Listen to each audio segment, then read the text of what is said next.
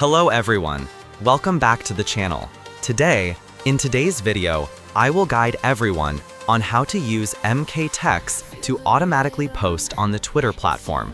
Okay, first we will go to the X platform, the MK Text software, then select the posting section and choose to post. Select the accounts we want to post from. Next is to set the time. Here we will set 30 to 40 seconds.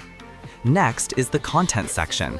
We will choose content uniform for all these accounts and select content, save it. Next is to allow duplicate content posting. Post, duplicate content. Next, each account posts one article and wait for 5 to 10 seconds. Then, after that, we will click Start. The tool will automatically open and post for us. It's very simple and quick. If you find this video helpful, then please contact me via WhatsApp and Telegram. See you all in the next video.